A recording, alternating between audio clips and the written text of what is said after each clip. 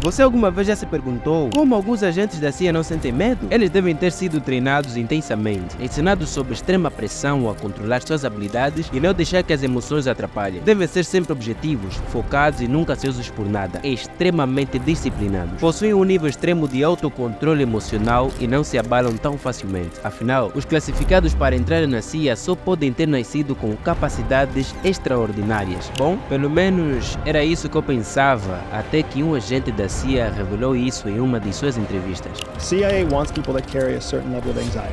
Most people who suffer from anxiety feel like they're inadequate in some way. In reality, they are hyper-adequate. They are more than adequate. Anxiety is a superpower through the eyes of the CIA. I would take somebody with anxiety any day over somebody without anxiety, because anxiety keeps you alive. Anxiety keeps you sharp. Anxiety keeps you learning.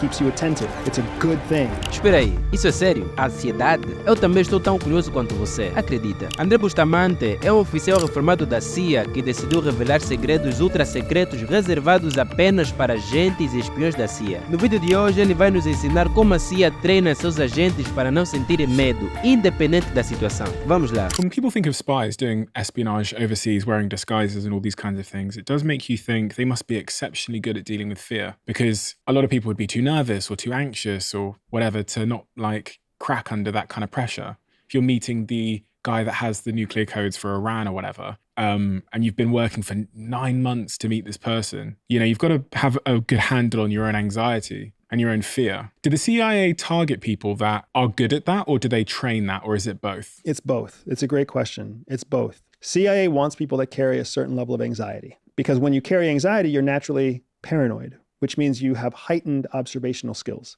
Most people who suffer from anxiety feel like they're inadequate in some way. In reality, they are hyper-adequate. They are more than adequate. Anxiety is a superpower through the eyes of the CIA. I would take somebody with anxiety any day over somebody without anxiety, because anxiety keeps you alive.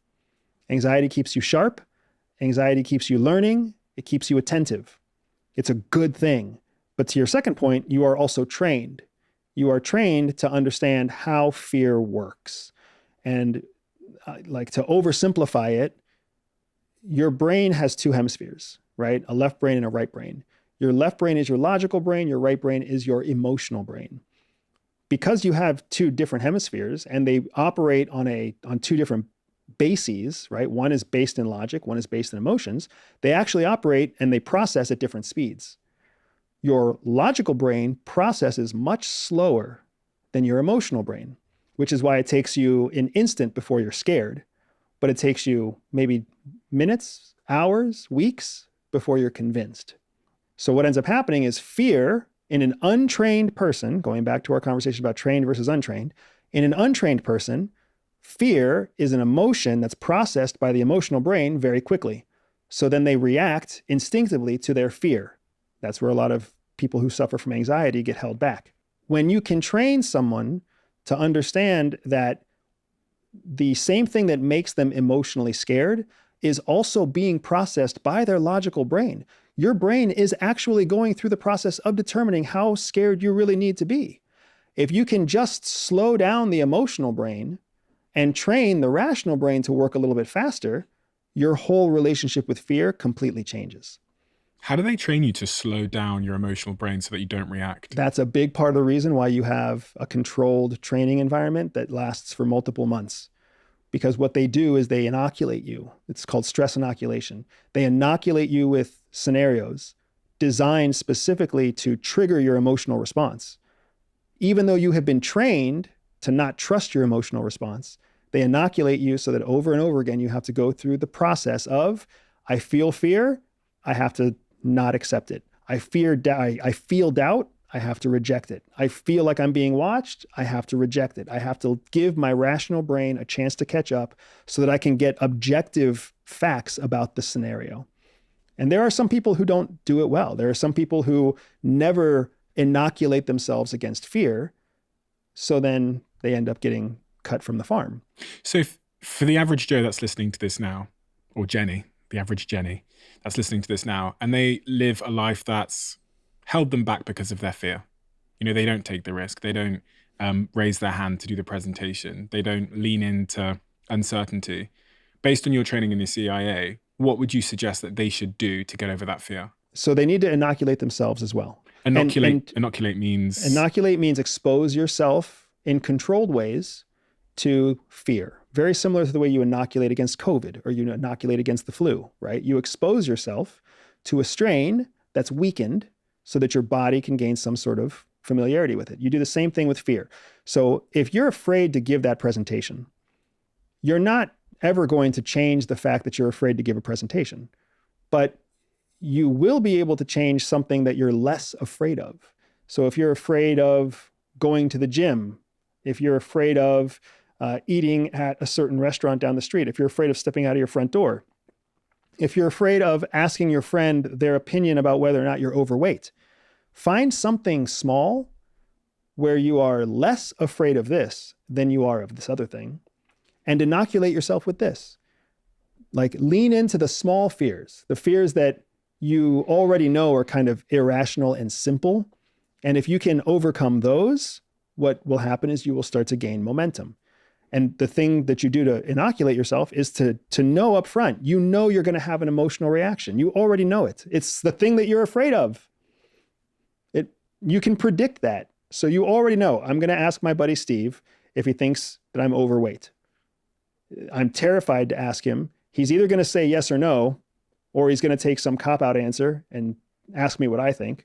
But I already know that it's going to feel uncomfortable.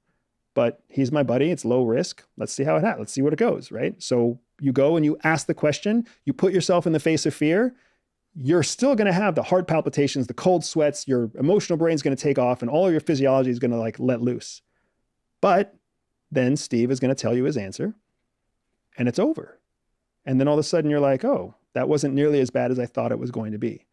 And then when you do the same thing with your friend Jenny, and the same thing with your friend Bruce, and the same thing with your friend Robert, by the time Robert tells you his answer, your body's not reacting the same way as it did when you talked to Steve. Small inoculations are training your emotional brain to slow down and training your rational brain to speed up. So then you move on to the next most scary thing without going to the scariest of things. You know, I was thinking about that as you were talking, and I was thinking, gosh, I think a lot of people know that. I think they know that the way to get better at speaking on stage is to go and speak on stage, but they're still held back by, you know, oh God, if I do that, I'm going to mess up, and then people are going to think I'm this, that, and the other, and then I'll never X, Y, Z. Right. So you can say that to someone, but getting them to take that first step seems to be the impossibility. Like, and here's where the former CIA officer in me comes out. Because if you're too afraid to do that, good. I don't want you to do it. Because you being unable to do it gives me the advantage. The person who's listening to this, who says to themselves, I'm scared, but I'll do it anyways, that's the person who deserves the opportunity to change their life. The person who's listening to this that says, I'm too scared to do that, good. I need you to stay exactly where you are. Because in our world, the flat out truth is, our world needs cogs. Our world needs people who are trapped in the consumer cycle. We need those people. Because the people who are trapped in that consumer cycle, the people who are prisoners to their fear, are the people who run the economy. It's the people who are willing to break that cycle and capitalize on the fears that you can't overcome. Those are the people who actually provide you the service that you need because you can't do it by yourself. So I want to encourage the people who are willing to take the scary step. And I also want to discourage the people who already know that they're too afraid. We need both. Uma das partes que mais me chamou a atenção foi quando ele abordou a questão do medo e como os agentes da CIA lidam com ele. Mano, é fascinante pensar no papel do medo em situações de alto risco e como isso pode afetar o desempenho das pessoas. A ideia de que a ansiedade pode ser uma espécie de superpoder nesse contexto é intrigante e nos faz repensar nossa percepção sobre essa emoção. Além disso, a discussão sobre o treinamento para lidar com medo e a forma como o cérebro processa essa emoção foi bastante esclarecedora. A ideia de vacinar-se, entre aspas, é claro, contra o medo medo, expondo-se a situações controladas de ansiedade, parece uma abordagem prática e interessante para superar os próprios limites emocionais. No entanto, o ponto sobre a dificuldade que algumas pessoas têm em dar o primeiro passo, mesmo sabendo o que precisam fazer, é bastante relevante. É como se o conhecimento não fosse suficiente para superar o obstáculo do medo. Por fim, a ideia de que o mundo precisa tanto daqueles que ousam desafiar os seus medos, quanto daqueles que permanecem presos a eles é intrigante. Isso ressalta a complexidade das relações humanas e da sociedade como um todo, galera, onde cada indivíduo desempenha um papel único e importante, independente de sua relação com o medo.